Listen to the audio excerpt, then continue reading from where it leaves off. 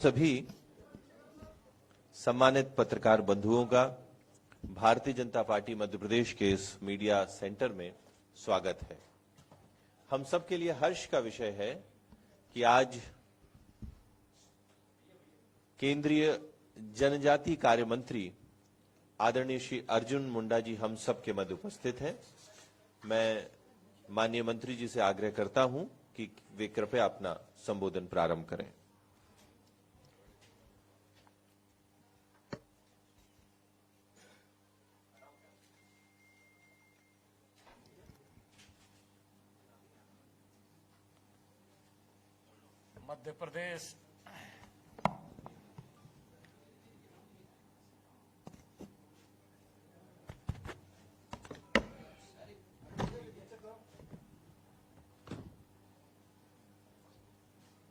मध्य प्रदेश के इस राज्य मुख्यालय भोपाल में भारतीय जनता पार्टी के मीडिया सेल के माध्यम से आयोजित आज इस पत्रकार वार्ता में आप सभी पत्रकारों का अभिनंदन। मध्य प्रदेश देश का एक बहुत ही महत्वपूर्ण और ऐतिहासिक पृष्ठभूमि के साथ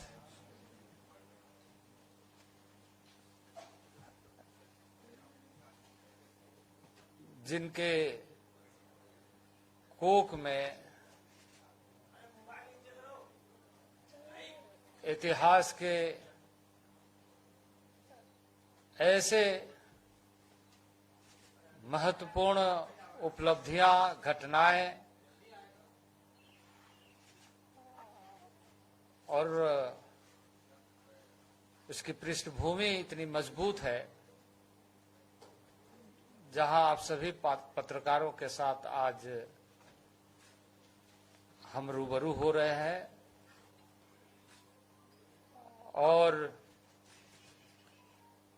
वास्तविक रूप से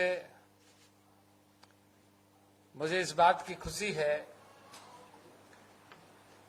कि वैसे देश में आदरणीय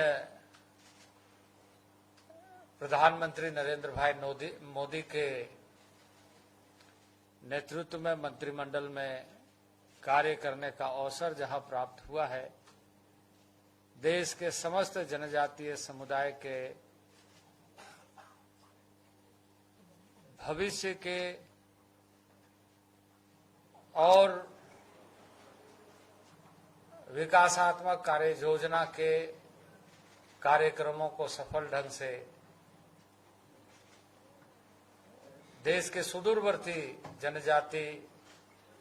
वर्ग के साथ साथ उन क्षेत्रों का संपूर्ण विकास और जिन बातों को लेकर जनजाति समाज ने हमेशा अपने ऐतिहासिक पृष्ठभूमि को बनाए रखा, उसे आगे बढ़ाया जा सके। मैं उस संसदीय क्षेत्र से प्रतिनिधित्व करता हूं और मैं गौरवान्वित महसूस करता हूं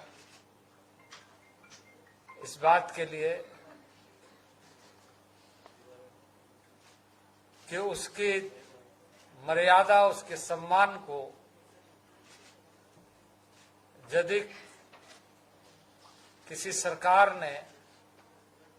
सबसे अधिक महत्व दिया तो इस समय के माननीय मोदी सरकार ने। खुट्टी संसदीय क्षेत्र, जहां भगवान बिरसा मुंडा का जन्म हुआ और जहां उन जंगलों से ब्रिटिश हुकूमत के खिलाफ आंदोलन का बिगुल बजाकर अपने सार्वभौमिक व्यवस्था को, पारंपरिक व्यवस्था को और आत्मनिर्णय के अधिकारों को बनाए रखने के लिए अपनी आहुति दी।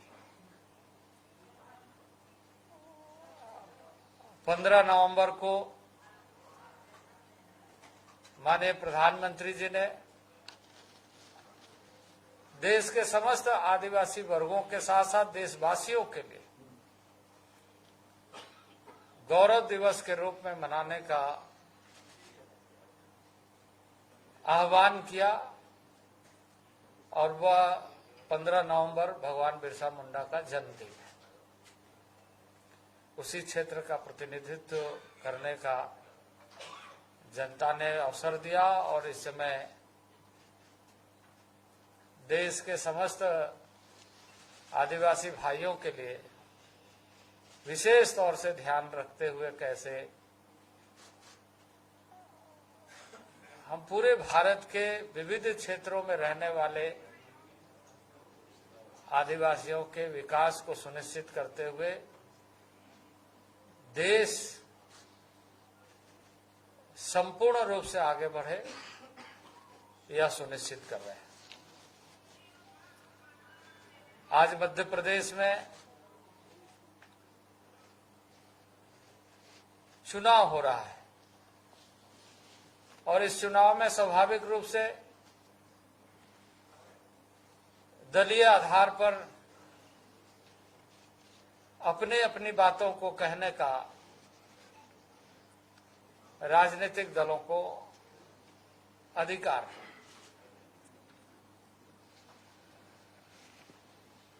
पर मैं इस अवसर पर यह निश्चित रूप से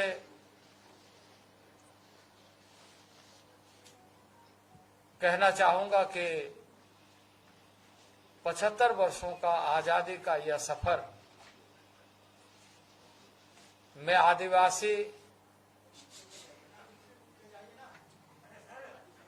के साथ लंबे कालखंड तक देश में शासन करने वाले दल ने किस तरीके से व्यवहार किया, किस तरीके से उपेक्षित रखा और किस तरीके से यह कोशिश किया कि वह सिर्फ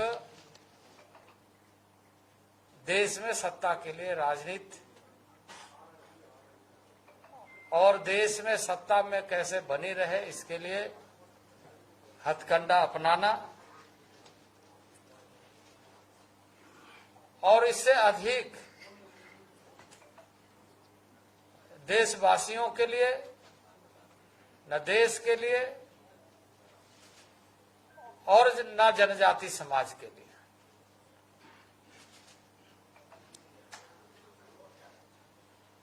कांग्रेस ने लंबे समय तक देश के विभिन्न प्रांतों में भी और देश में भी काफी दिनों तक सरकारें बनाई, सरकारें चलाई और यदि हम मध्य प्रदेश की बात करें तो मध्य प्रदेश, जैसे मैंने दोहराया कि यह ऐतिहासिक पृष्ठभूमि रखने वाला एक बहुत महत्वपूर्ण प्रदेश है, उसमें जनजाति आदिवासियों की संख्या देश में अन्य राज्यों के तुलना में सर्वाधिक है।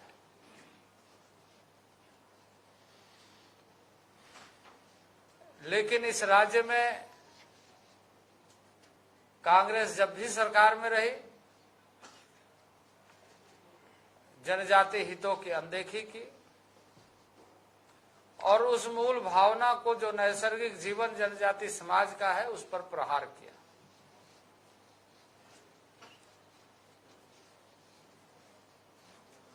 और उसी प्रहार का नतीजा था कि जनजाति समाज ही नहीं बल्कि जनता ने भी समय समय पर इन्हें नकारने का काम किया और आज आप देश में देख रहे कि पिछले लंबे अरसे तक शासन करने के बाद कांग्रेस को देश की जनता ने भी किस तरीके से नकार दिया है। यदि हम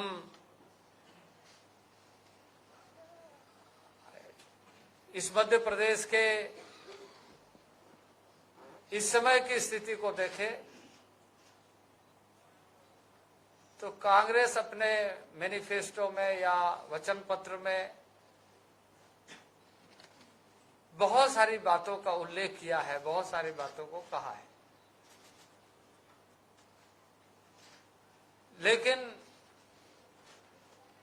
यदि उसे गौर से हम देखें तो ये सिर्फ एक छलावा, एक धोखा, और जिस तरीके से आजादी के बाद लंबे अरसे तक कई वायदे, कई बातें करने के बाद उसको इम्प्लीमेंटेशन करने का जो दायित्व था उसे कभी पूरा नहीं किया। भारत सरकार के माध्यम से जो नीतियां बनाने की बात उन्होंने अपने समय में की थी उसका इम्प्लीमेंटेशन होने ही नहीं दिया। आबादी के अनुसार उपयोजनाएं बने, आबादी के अनुसार कार्यक्रम बने। इस मामले में जो नीति बनाई गई थी उसका अनुसरण कभी कांग्रेस ने नहीं किया, और यही कारण था कि सुदूरवर्ती क्षेत्र पिछड़ते गए, क्योंकि उसमें बातें की गई थी कि उसमें स्वास्थ्य की चिंता, शिक्षा की चिंता और साथ ही साथ उन क्षेत्रों का समस्त लोगों को, चाहे वो आवागमन की सुविधा हो, चाहे वो सिंचाई की सुविधा हो, फोकस पॉइंट बना करके उसे कैसे पूरा किया जाए। सबसे ज्यादा विस्थापित उनके शासनकाल में हुए, सबसे ज्यादा पलायन उनके शासनकाल में हुए, और दयनीय स्थिति लगातार बढ़ती चली गई।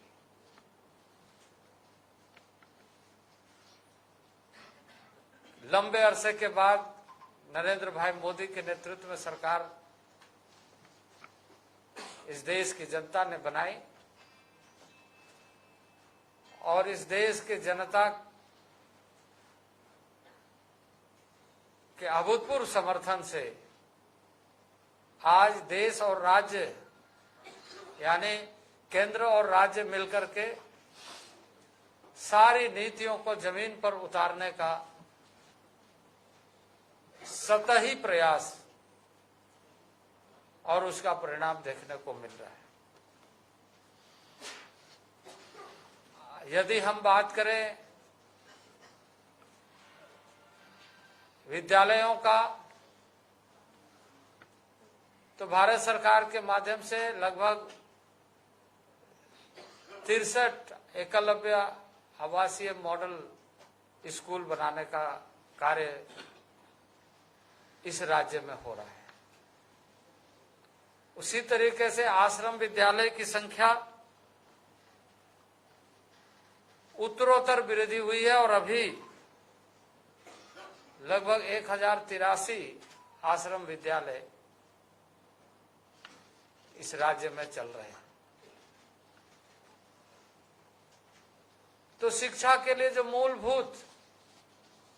किसी भी व्यक्ति, परिवार, समाज के लिए महत्वपूर्ण स्थान रखता है कि उसे यदि अच्छी शिक्षा मिले, गुणवत्ता के साथ वो जुड़ जाए, ज्ञान के साथ जुड़ जाए, तो रास्ता स्वयं खुलता है। इस पर कांग्रेस के शासनकाल में कभी ध्यान नहीं दिया गया। स्वास्थ्य के मामले में यदि आप देखें तो राज्य स्तरीय जो स्वास्थ्य की व्यवस्था है वो अपने स्थान पर चल रही है, लेकिन स्पेशल प्रोग्राम ट्राइबल एरिया के लिए, पूरे देश भर के लिए योजना पहली बार जनजाति मंत्रालय राज्यों के साथ, स्वास्थ्य मंत्रालय के साथ मिलकर के कर रहा है। तो यह जो फोकस एरिया है, स्पष्टता के साथ कि शिक्षा और स्वास्थ्य में कोई समझौता नहीं होना चाहिए, इन सारे विषयों को प्राथमिकता के आधार पर बढ़ाया जा रहा है। राज्य सरकार यहां पर तो चुनाव हो रहा है, लेकिन जिस तरीके से भारतीय जनता पार्टी के नेतृत्व में सरकार कार्य की है, कार्य कर रही है, उससे घबराकर कांग्रेस ने जो जिस तरीके से अपने वचन पत्र यहां पर घोषित किया है, वो स्पष्ट रूप से दिख रहा है कि वो घबराई हुई और इस बात को अब किसी भी हालत से जस्टिफाई नहीं कर पा रही है कि उनके शासनकाल में जो चूक हुई, जो लोगों को नजरअंदाज किया गया, वो नजरअंदाज करने का परिणाम जब जनता ने सुनाना शुरू कर दिया है, तो अब पुनः अपना स्थान बनाने का प्रयत्न कर रहे हैं।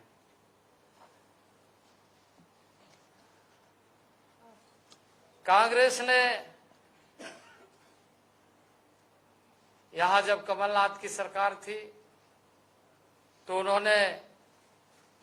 भारिया, जो हमारे सबसे, क्योंकि उस पर काफी शोध हुए बैगा भारिया सहारिया के मामले में,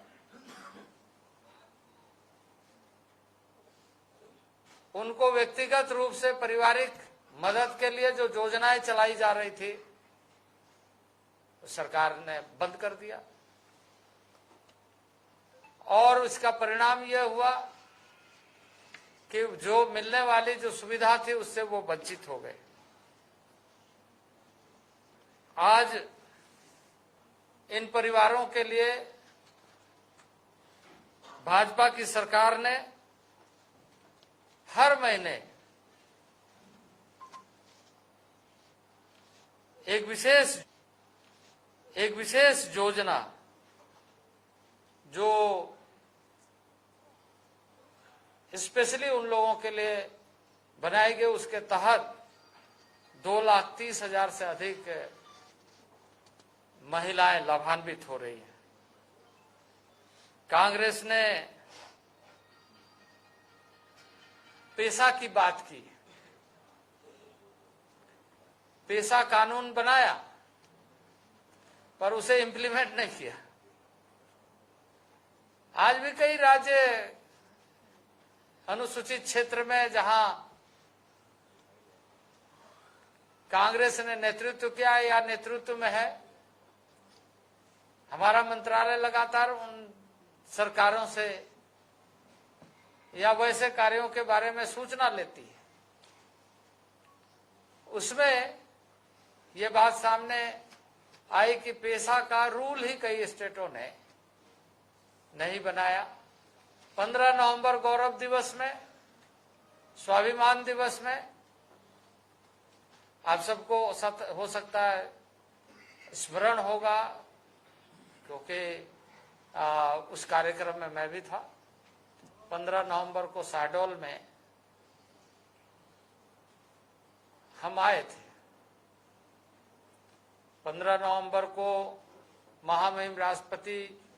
जी का दौरा भगवान बिरसा मुंडा के जन्मभूमि पर श्रद्धांजलि अर्पित करने के लिए हुआ। उसके बाद वो शहडोल आए थे, जहां पेशा कानून के आधार पर विशेष तरीके से उन सारे प्रबंधन के जो दायित्व है पंचायतों को, ग्राम सभाओं को उपलब्ध कराने के लिए उस दिन न केवल घोषित किया गया बल्कि उस दिन प्रारंभ कर दिया गया। आज कांग्रेस कह रही है कि हम इसको प्रारंभ करेंगे, जो ऑलरेडी स्टार्ट किया जा चुका है, नोटिफाइड है, सारी विकेंद्रीकरण कर दी गई है, लेकिन उसको इस बात की जानकारी नहीं है।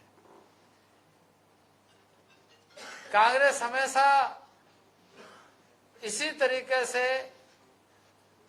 लोगों के बीच में, जनता के बीच में झूठे वादे करते रही है और यहां पर कांग्रेस की भी सरकार आदरणीय दिग्विजय सिंह के नेतृत्व में चली।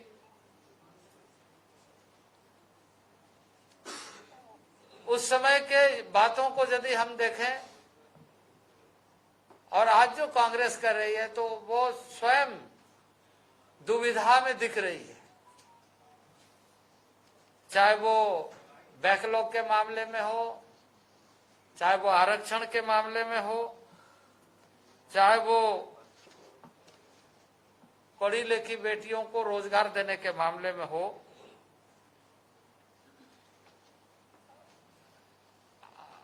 अब भी और तब भी वो आश्वासन का पुल बांधने के लिए सबसे ज्यादा इसका परिचय रहा और यही उनके वचन पत्र का प्रमुख हिस्सा बन गया है कि वो झूठे वादे के बल पर कैसे फिर से सरकार में आए। कांग्रेस ने अपने घोषणा पत्र में जनजाति अधिकारों के संरक्षण के बारे में कानून लाने की बात की है। आप सबको पता है कि अटल जी की सरकार में एक अलग मंत्रालय विशेष तौर से संवैधानिक प्रावधानों के साथ संरक्षण संवर्धन के साथ विकास सुनिश्चित हो सके, जनजाति यानी ट्राइबल अफेयर्स, जनजाति मामले का एक मंत्रालय बनाया, जनजातीय समुदाय के लिए अलग से आयोग बनाए। लेकिन आज इस बात को कांग्रेस कह रही है, जब यह स्वतः स्पष्ट है कि भारतीय जनता पार्टी के नेतृत्व में कैसे प्राथमिकता तय की जाती है। अगर आप क्रमवार देखें तो कई ऐसे मामले इस तरीके से उन्होंने अपने घोषणा पत्र में या वचन पत्र में दोहराया है, जो इस सरकार ने प्राथमिकता के आधार पर उसको आगे बढ़ाने का काम किया है। आज प्रदेश में अनुसूचित जनजाति के लिए 8 मॉडल आवासीय उच्च विद्यालय, 95 सीएम राइज विद्यालय, 84 कन्या परिसर और जैसे मैंने कहा कि 63 एकलव्य मॉडल रेसिडेंशियल स्कूल, उनके लिए स्पेशल 26 खेल परिसर और आश्रम विद्यालय जिसकी संख्या भी हमने बताया है। 24 लाख जनजातीय विद्यार्थियों का अध्ययन और उन्हें, क्योंकि अभी इसलिए डेटाबेस के साथ, क्योंकि हमारा मंत्रालय उसको मॉनिटर भी करता है, 30 लाख डेटा विद्यार्थियों का है, जिसके माध्यम से यह हम हमेशा देखते रहते हैं कि किस तरीके से राज्यों में और कौन राज्य किस तरीके से जनजातीय बच्चों के बारे में कितना ध्यान रख रहा है। तो इसलिए कांग्रेस के इस झूठ के पुलिंदे जो वचन पत्र के माध्यम से दिया गया है, उनके सरकार ने अगर कंपैरेटिव स्टेटमेंट को आप अगर देखें एक नज़र में, वो आपको उपलब्ध करा दिया जाएगा, तो उसका वास्तविकता स्पष्ट हो जाएगी कि उनके शासनकाल में और हमारे शासनकाल में किस तरीके से उत्तरोत्तर राज्यों में विकास के कार्यों को और इस बात को प्रमुखता दिया गया है कि जिससे उनका सम्मान भी बढ़े, स्वयं को समझे और विकास के लिए सभी वर्गों को लेकर साथ चलने का जो एक उद्देश्य है कि समग्र राष्ट्र का विकास हो, उसको आगे बढ़ाना है। कांग्रेस ने अपने शासनकाल में अपने परिवारों के माध्यम से, उनका नामांकन के माध्यम से और उन्हें क्षेत्रों तक सीमित रह करके सोचने का काम किया है। लेकिन आप यदि देखें तो लगातार यह कोशिश की गई कि जो देश के अंदर वैसे क्षेत्रों में आज जगह जगह पर म्यूजियम बनाए जा रहे, जगह जगह पर स्वतंत्रता सेनानी जो जनजाति समुदाय के उनके संग्रहालय बनाए जा रहे और आदिवासी समाज से जुड़े प्रतीकों, स्वतंत्रता वीर सेनानियों का संवर्धन, संरक्षण को आगे बढ़ाया जा रहा है। 15 नवंबर जैसे हमने कहा कि भगवान बिरसा मुंडा का जन्मदिन को गौरव दिवस के रूप में मनाने का